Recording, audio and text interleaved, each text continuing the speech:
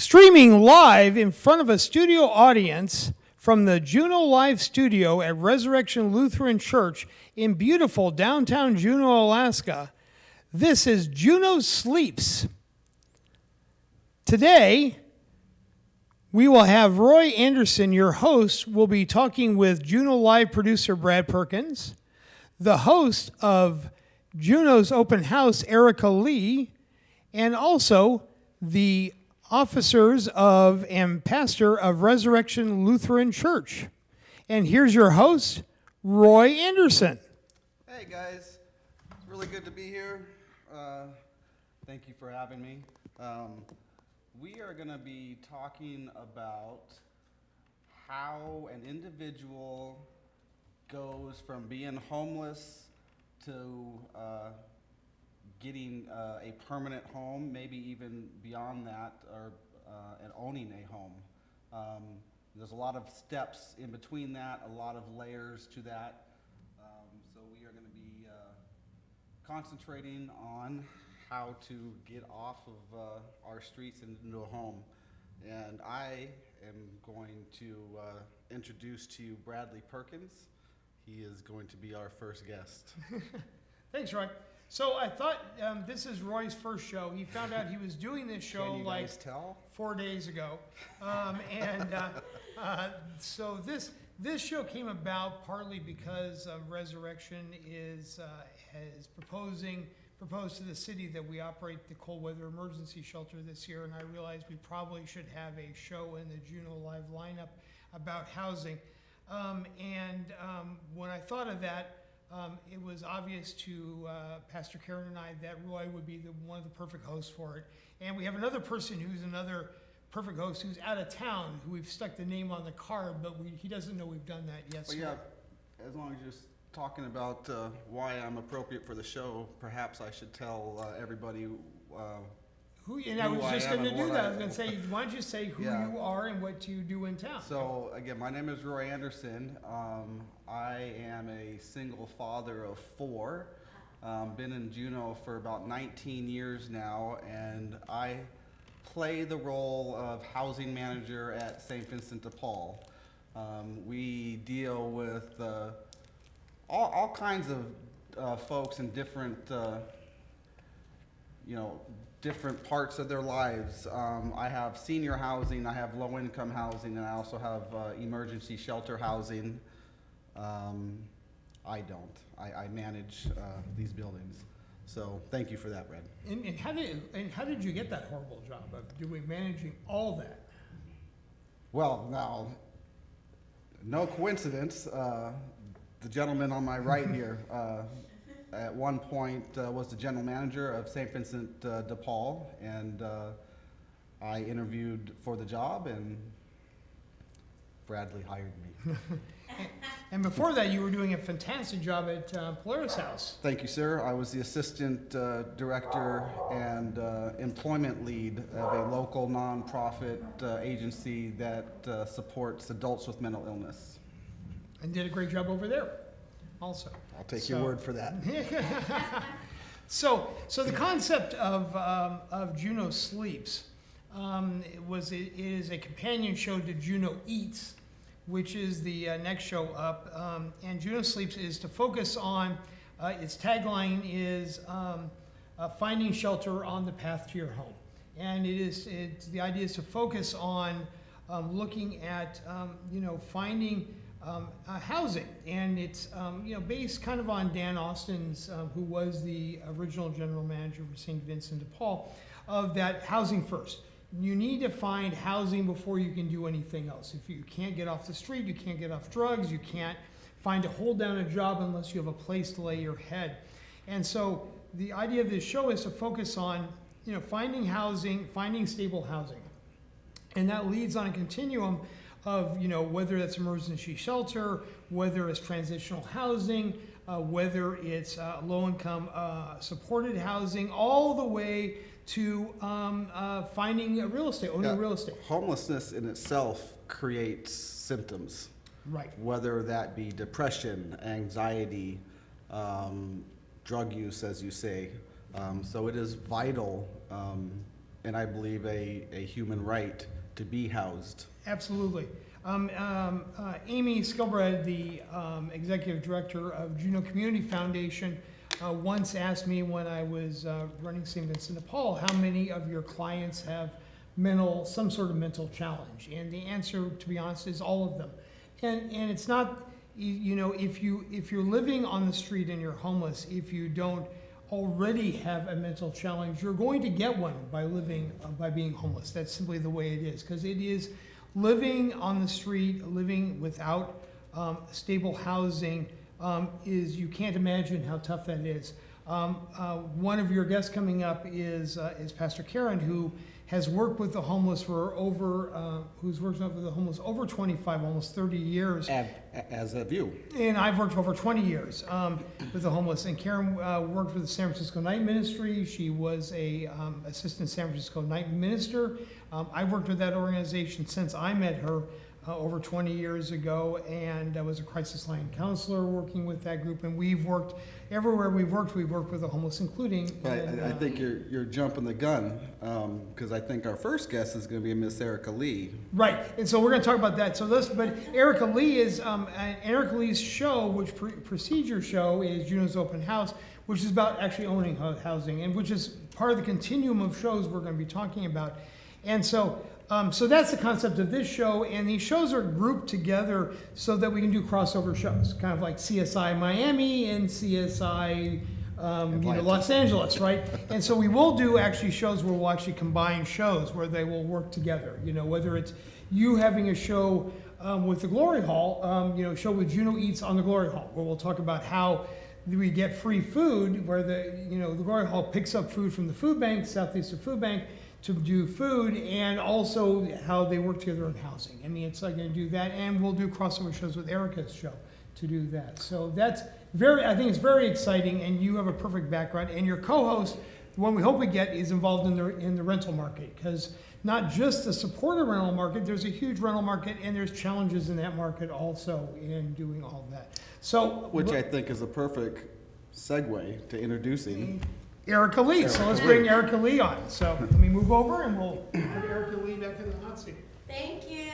Thank you, Brad. Thank you, Roy. Hello.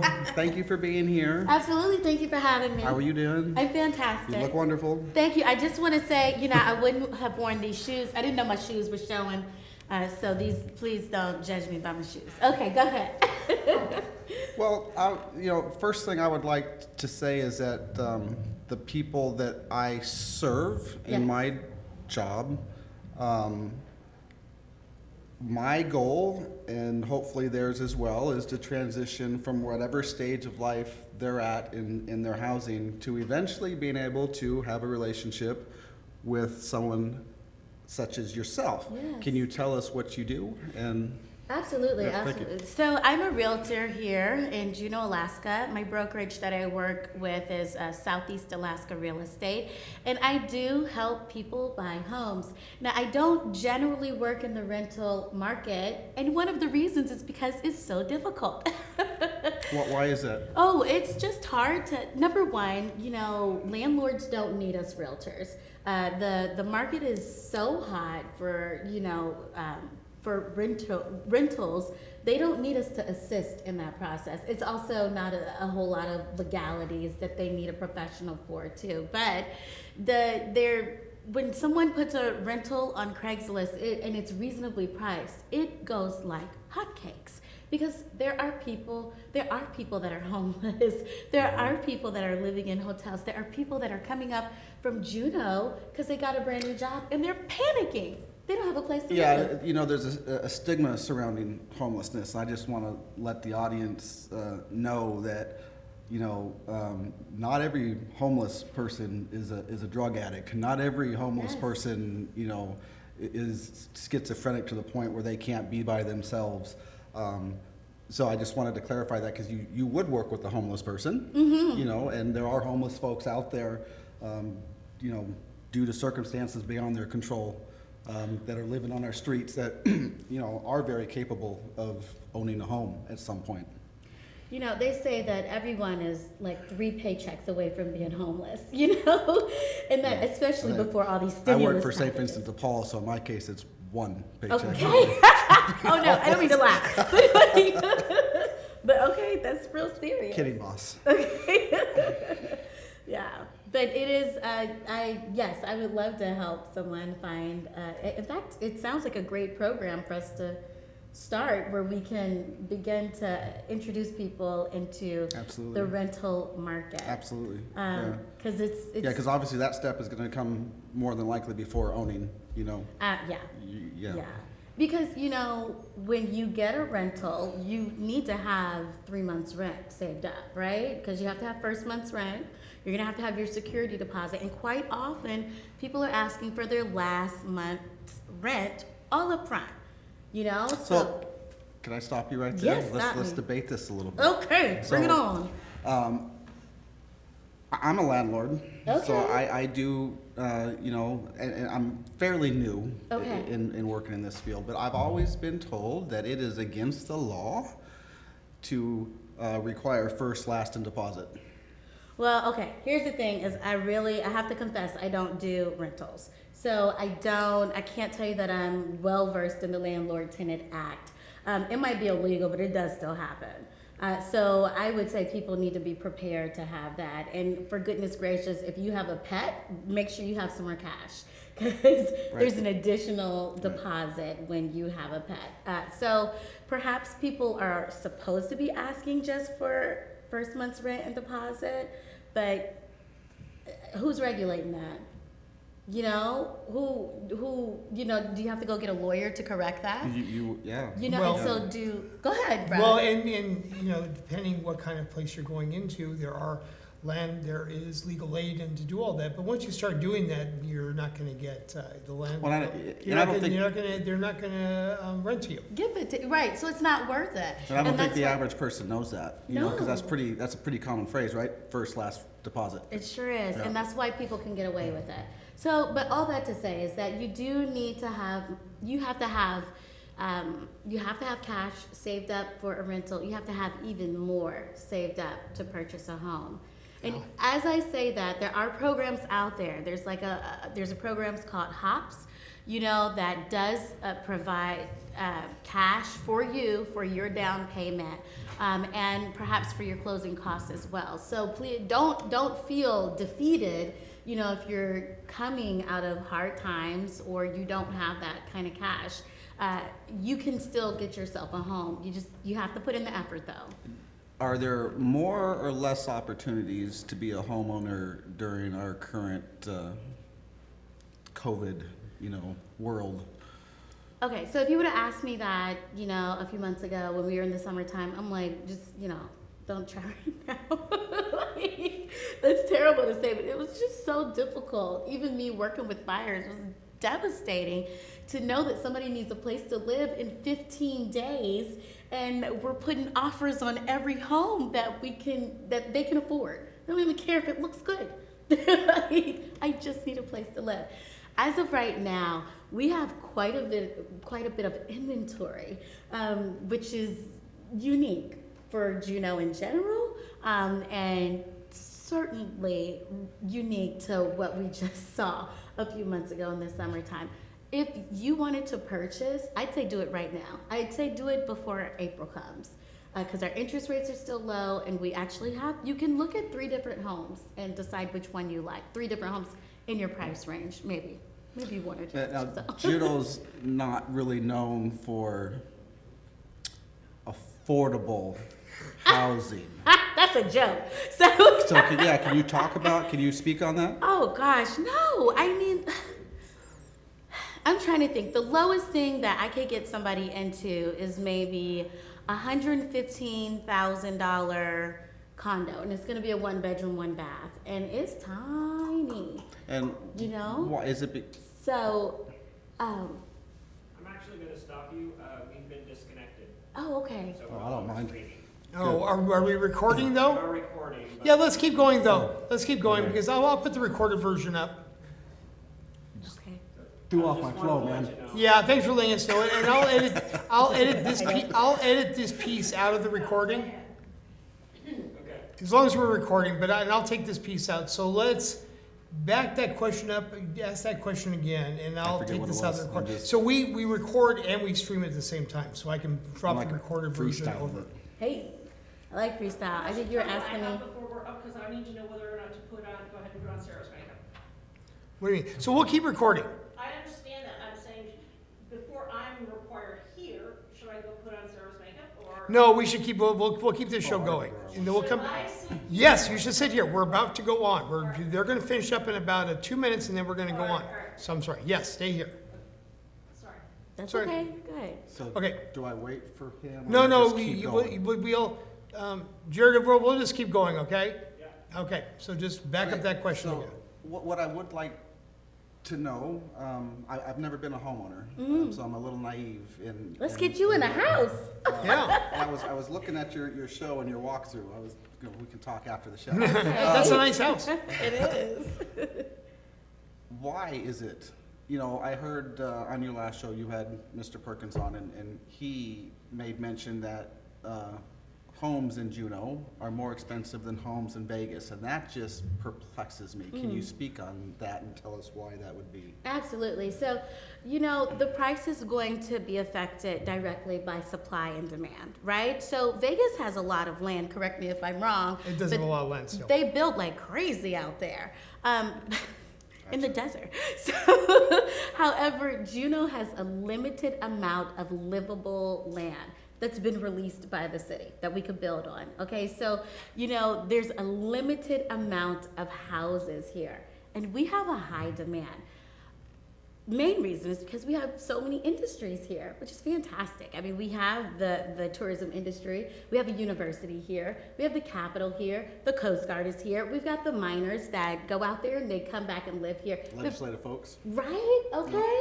We have so much happening here so that people need to live right here in this city.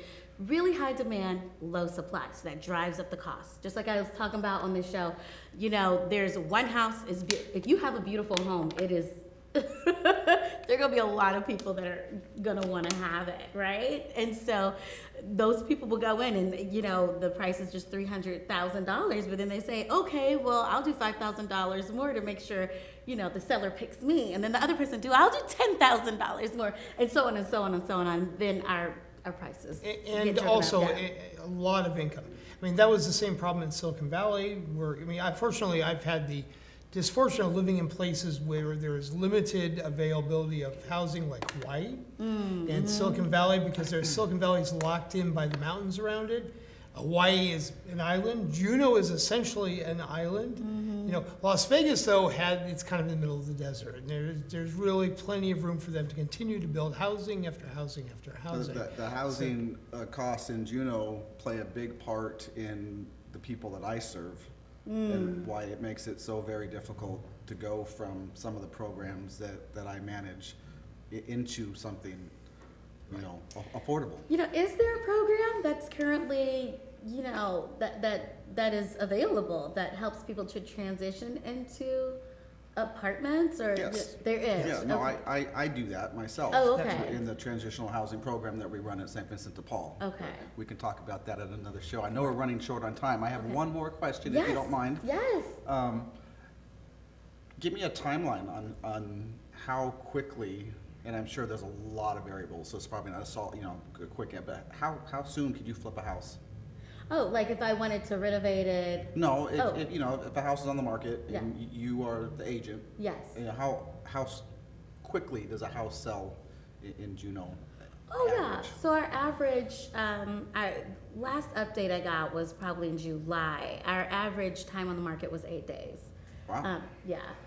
That's the average, but I mean, So I that's think because the demand is there. the demand is there. Yeah. Generally speaking, I'd say give it a weekend, 3 days, and that's only because the agent is holding off offers. That's Oh. really what's going on. So when you hear that data, just know that we're forcing the market to wait so that people can see the homes, and then we say, okay, we're accepting offers on Monday. So that's the way it went this summer. So I think 8 days is actually too long. I would say that it would have been, about 3 days. Right now, if you're on the market, I'd say if you give it like 10 to 15 days, I mean, that's still kind of normal. But if you're on the market for 30 days, That's because they have people like you working for them. hey, Yeah. But in the rest of the world, it's usually weeks or maybe Yeah. a month or something, Yeah. right? In the real world, it's, you put a house on the market, you're like, I hope it sells in the next 2 months, right? Or whatever, Yeah. that's not, but Juneau's a little special. Juneau, Silicon Valley, Hawaii, things like Yeah. that, things go very fast. Yeah, Okay. it's true. Erica Lee, it was a pleasure. Ow, thank you for having me. Bye. nice. Bye, Brad. All right. So we have a couple of Karens coming on. Yeah, Karen and coming on Karen. next. Do you want to introduce them, Brad? Sure. So we're having come on. So coming on is Karen Laufer, who is the president of Resurrection Lutheran Church, where we're sitting. And the other Karen I think I know is Karen Perkins, pastor of Resurrection Lutheran Church. And we're coming on to, all three of us are going to come on and talk about Resurrection Lutheran Church proposal to the city to host the cold weather emergency shelter this year. Yeah, and Oh, no, we're fine. if I may, Bradley, under Bradley, when I was working for Mr. Perkins at St. Vincent de Paul, we were managing the warming center. Up until recently, I thought we were going to do it this year as well. We did too. We Not gonna we throw- at Resurrection thought you were going to Throw also. any controversy into the No, show it's here. not controversial. I mean, this isn't a matter of controversy. It's okay. Yeah, but there's a lack of space. And anyway, I just want to say, all of Juneau appreciates what you're about to undertake. The folks that we serve appreciate what you're about to undertake. I know from experience it's not going to be easy, but very, very necessary. So I just want to say thank you from the bottom of my heart. Do you want to tell us how we got here, how you got involved? Well, we have been running a food pantry for many, many, many years. And I might say it's the place to go if you're homeless in Juneau and hungry. So we have been working with those who are not necessarily even homeless, but they're just trying to make ends meet with the food. Okay. And yes, most people are really only one paycheck away from being out in the See, street. I did not realize that. I- This is not just a homeless service. It's not just a homeless service. I mean, we try to help in any way we can through the food pantry. Especially during the pandemic, we've noticed a lot more people, first-time people, which is really hard for people to come the first time, but people who have been steadily employed for years, who were furloughed or laid off, who needed the Unfortunately, I food. think there's a stigma there as well, just standing in line at I- the food bank. I and truly- that's unfortunate. Yeah, I truly believe when someone comes in, the amount of intestinal fortitude that it takes someone to come into the food pantry for the first time, and you can see them as they walk in, they're very deflated. And the nice part about it is we want to greet them with a warm welcome, know that we are there to help them.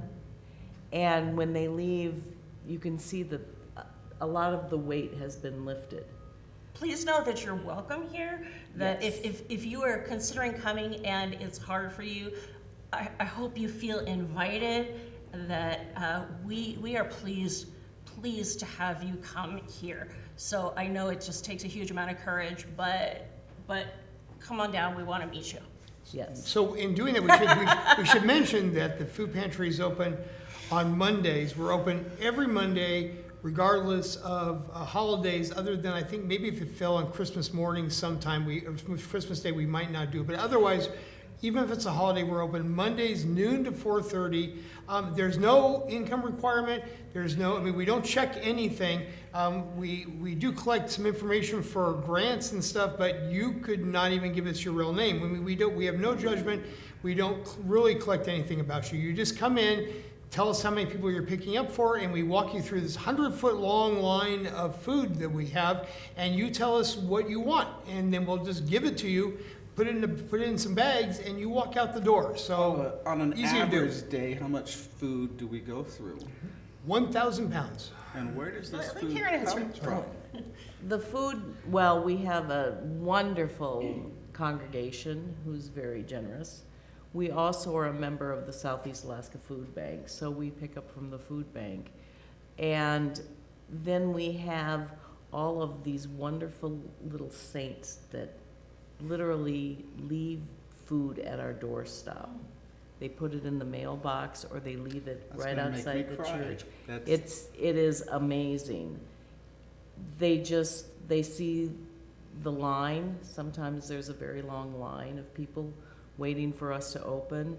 They see how many people go through each, Monday afternoon, and they just want to help. So they know that, I'm at Costco, I'll pick up some extra food. We have neighbors who phone up and say, I'm heading to Costco, is there something in particular I can pick up? So it's been wonderful as far as the support from the congregation and the community. And the way we celebrate birthdays in the congregation, I'm just going to share this, Yes. is that for our birthdays, often we pick an item that we want for the food bank, and we have a matching challenge. So my birthday's coming up. I'm going to be 53, and I'm going to have a matching challenge of 53 containers of condiments, ketchup, mustard, mayo. And so I'm inviting people to bring in that many. I'll match that many, and that'll go to the food pantry. You Yeah. told me you were 20. So if you're watching this, you can donate to that matching food challenge, but that's another way we get food. Right. So- And I think it's a testament that people don't understand when you are food insecure, how much work you have to put in to feed your family. And it's not easy to be food insecure, and it's definitely not easy to be homeless. So as we segue into the cold weather shelter, when we heard that St. Vincent was not going to take it and continue on with it, the ball started rolling. So we started talking amongst the congregation, we started talking among members, and then the first thing in my mind, and this was the first thing when the pandemic hit, I was like, well, we have to shut our doors. And people luckily talked me out of it. The same with this. Oh, I don't know, this is going to be awfully hard. I don't know that we can do this. We took it to the church council, and by a vote of 9-0, they said, no, this is what we have to do. This is who we are. And so it wasn't even a close vote. So we didn't have to even talk about that. So then the ball really started rolling. And we have to thank St. Vincent de Paul for assistance, the city for assistance. Everybody wants this to be available.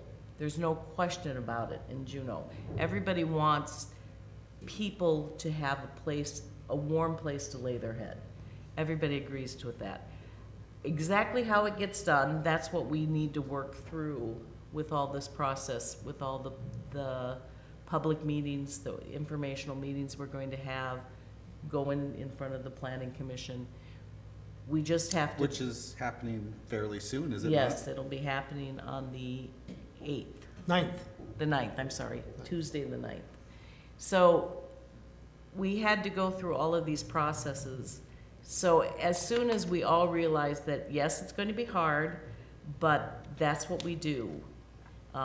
There's something that's very common for the ELCA to say, and it's God's work, our hands. And this is God's work, our hands. For people that don't know, can you spell out the acronym? Oh, the Evangelical Lutheran Church of America. Thank you. So that's what one of their mottos is, God's work, our hands. So we are going to roll up our sleeves and make sure that people have a place to stay on these cold nights. So do you yourself, and I know a little bit about the other Karen and Bradley's background in sheltering, do you have any experience in In this? sheltering, no, I do not have experience in sheltering. My background was in health and social services. Okay. So I worked with SEARCH, the Native Health Oh, Corporation, for many years, as well as the state of Alaska. So So you definitely have a background in service, I don't have a background in service, no? but other than every Monday, I can lift a lot of pounds of food and I can greet people, and I have been doing that for many, many years with the food pantry. I've gotten to know a lot of people that come in, and I consider them friends. It's nice to see a friendly face, and I always like to meet new people. So my service has been through the food pantry. Okay. Do we anticipate this being more than this winter? I think we have to take it one day at a time. We don't know where get the this, doors open where, first. yeah, we gotta get the doors open. We've gotta see what we can do to help. We're not looking for this to be Yeah. a long-term part of the ministry, because there's probably better long-term solutions, and I know that a number of agencies are working on better long-term solutions. This is a stopgap that has to happen, and it seems like we're the space that it can happen. Yeah, I mean, I can speak to that a little bit. I sit on the board for some other nonprofits in town, including I'm the vice president of the board of JAMI. And I'm also part of the merger team that's exploring the merger of JAMI, Housing First, and Aware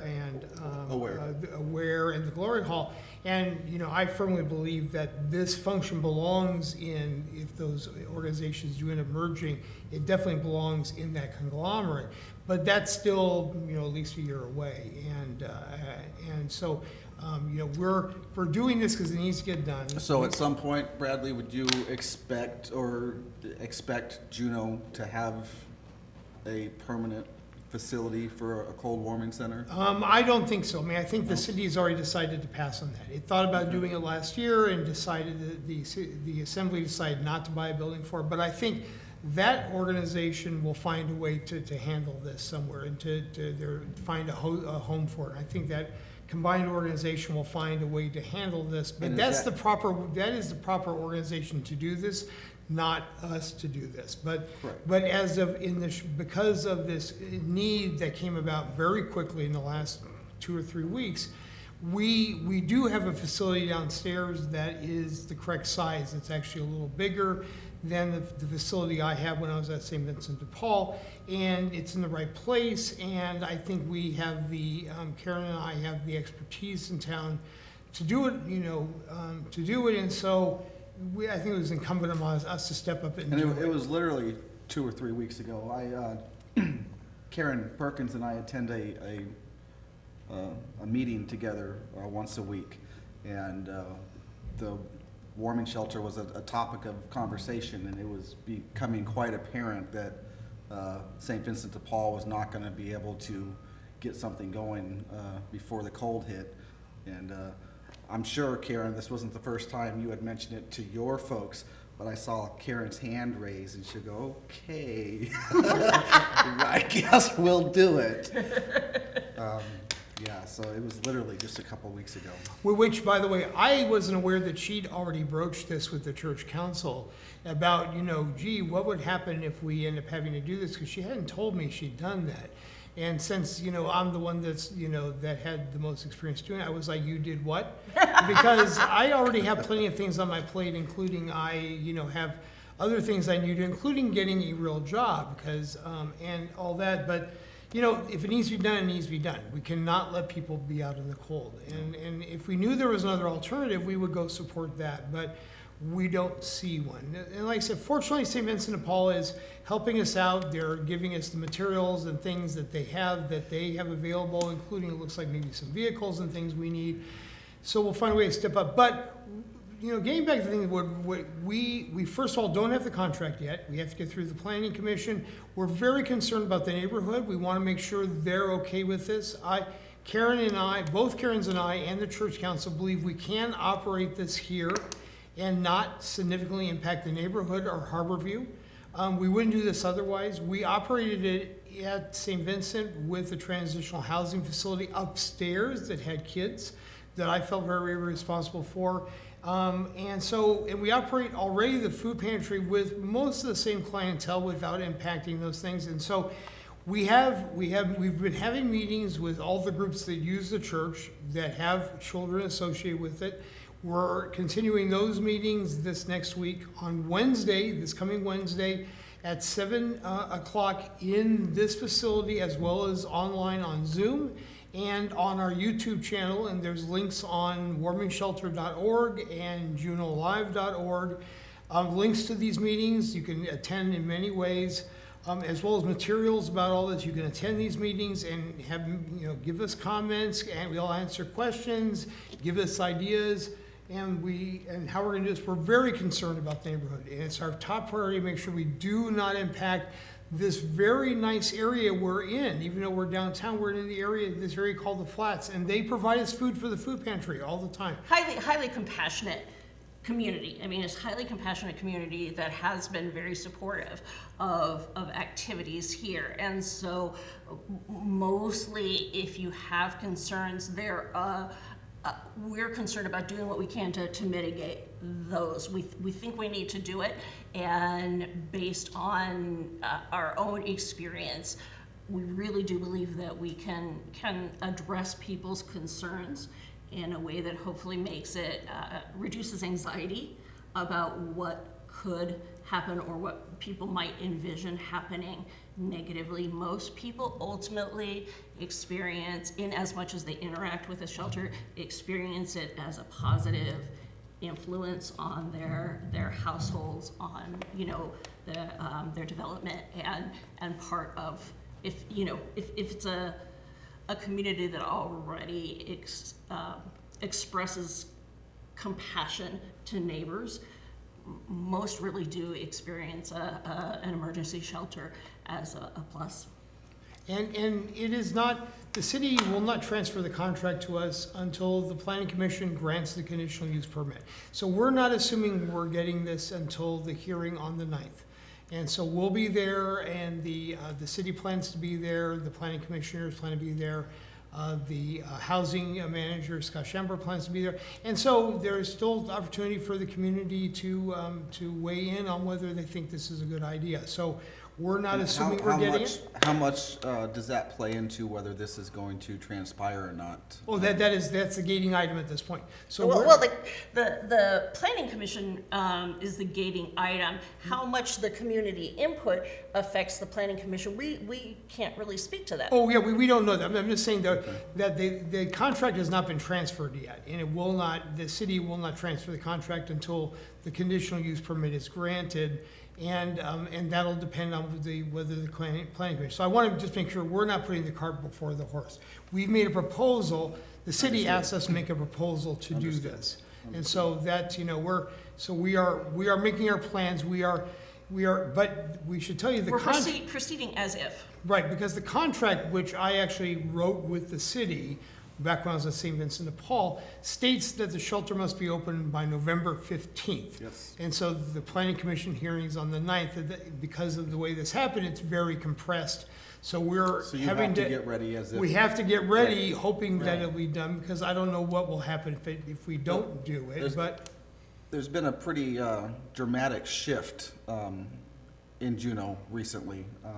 For anybody who does not know, the Glory Hall, our emergency shelter in town, has moved from downtown to the valley. I'm aware that you have a pretty good pulse, or your finger on the pulse of what's going on down here with the folks that we serve. What kind of differences have you seen, and is the space gonna be big enough? I mean, are there folks still down here, or has everybody moved out to the valley to follow the Glory Hall? Those are like 5 questions all at once. Well, I think that the Glory Hall has done an excellent job with trying to bring in individuals and treat them with the utmost respect. And they are able to get some food there. We have some people that do stay at the Glory Hall but still get food here, which is quite all right. The same thing with any of the Housing First. Oftentimes they'll come here and they need some food in between. So our pulse is kind of like it's at the food security part of it. But the one thing that we don't know, and we will definitely be working with, and it's very reassuring to know that I've got staff in the church that can deal with a lot of the intoxication issues. If you're intoxicated, you're not going to the Glory Hall. That's a problem, because you still need a warm place to stay. Correct. And it's especially dangerous to be on the street if you're intoxicated. Well, especially our Yes. streets with Right. the weather Right. like it is. Right. so our first goal, of course, most importantly, is that people have a safe place to stay. The Glory Hall hopefully has taken some of the burden off. We can't bring in a lot of people. I think that if the Glory Hall hadn't opened, I don't know that we would have had the physical space to deal with the issues. So it's nice to know we have staff that will be able to handle a lot of the issues. The one part about it is the fact that if someone can't abide by the rules tonight, that doesn't mean they're not invited to come back tomorrow night. And you know, it's getting colder and colder and colder, and we just want people to know that they have a safe place to lay their head and not in a doorway, and you know, not in who knows where. So- And because, you know, Anchorage just did their report on the people that had passed away that were homeless in Anchorage, and they died of hypothermia. Yeah. And that's not the way Not gonna happen here. that's Right. not the way we need to treat our fellow Yeah. Juneauites at all. So I think that The capacity demand, I expect to be a lot lower than it has been in the past because of so much that's being handled by the Glory Hall. But we do know that they're at, if not over capacity there, and that there are people that, for one reason or another, aren't getting there, or aren't able to get in and stay there, and or on particular nights aren't remembering, aren't cognizant that the Glory Hall is now in the valley. And so there are people who are still going to need shelter. We expect it to be a lot lower than it was in the past, certainly a lot lower than it was during the COVID period, when the warming shelter expanded to become this COVID shelter. Right. But we already are going to be working with the other agencies in town to make sure that people that already have shelter get to their shelter. So we've got agreements with Aware, with the Glory Hall, and Housing First to make sure that we'll identify residents of those shelters when they show up here, Yep. that they, So you'll have a transit system in yeah, place? we've been already setting that up. We'll have a Okay. transit system to get people to where they go. So Awesome. so it won't be a little shelter shopping like, oh, you know, I drank at the bar. I'll stay at Resurrection tonight because that's easier for me to go to. If we identify you, then we will get you away, even if that's a cab. The other shelters have offered. Which I think is vital, right? Because that takes away a spot for. That's for right, somebody who's exactly. legit. So we're gonna make sure people Yeah. get to where they belong each night, because we're only gonna have at the most 28 beds here, even though we've got a very large space, far larger than St. Vincent had, because we have a huge space, newly renovated, by the way, downstairs, because we had the Safe Space for Schooling program downstairs. But it's, we can, because of social distancing because of COVID, we just can't have that many people down there. And so we're gonna send people where they need to go each night to make sure we don't have people. Well, and it's also, it's not efficient to be duplicating services with other agencies. Right, so we will, but I, just, Karen and I have done this. Karen's got over 25 years, almost 30 years of doing this. I have over 20 years of doing this. We have expertise in how to do this, whether we wanted to do it or not, but we will do this, and we will work with JPD and others to make sure we don't let this get out of the confines of the building. In the morning, we're going to make sure that our patrons exit the area and aren't around the school or whatever else. And it's, I think we will be And at the okay. same time, we want to make sure that anybody who, needs to be here to survive, can be here, is going to be warm, is going to be fed, is going to be able to sleep. I worry about people with sleep deprivation, so able to sleep, and is going to be safe. Well, God bless the three of you. This is one of the reasons why I choose to make Juneau my home, is because Juneau is full of people like this, and thank you so much for what you're about to undertake. Thank Well, you. and as we go through this process, Brad talked about the meeting on the 27th, but we really do want people to let us know their thoughts, their ideas. We can't stop the dialogue as to how can we help to deal with people that are sleeping on the streets, even throughout the season. Yeah, I agree. So it's definitely a dialogue that needs to keep going, and I think that, like I said, we offer comments, ideas, concerns. That's a good pitch anything. for my show.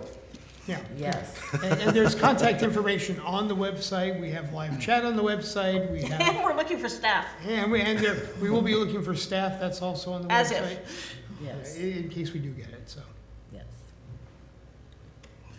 So guys, I think we're gonna wrap this up. It was wonderful to have you. Nice meeting you. Nice to meet you. As too. always. You as well, sir. Thank you, Roy, for debuting your show. We are thrilled. Thank you for the Thrilled opportunity. to have you here. So if you sign off, remind everybody what your show is called and what you'll be talking about. I'm sure they'd like to know that. Juneau Sleep. I think you'll have to help me with the. Juneau Sleeps. What did you get Roy into, I guess is the question. And again, we're gonna just be talking as the weeks come about our homeless folks in town, and how you can go from living at the Glory Hall to getting yourself into transitional housing, to transitioning into subsidized housing, transitioning into non-subsidized housing, and hopefully get you to the point where we hook you up with our first guest, Erica, and get you into a home. So I appreciate y'all being here, and thank you very much. We'll see you next time.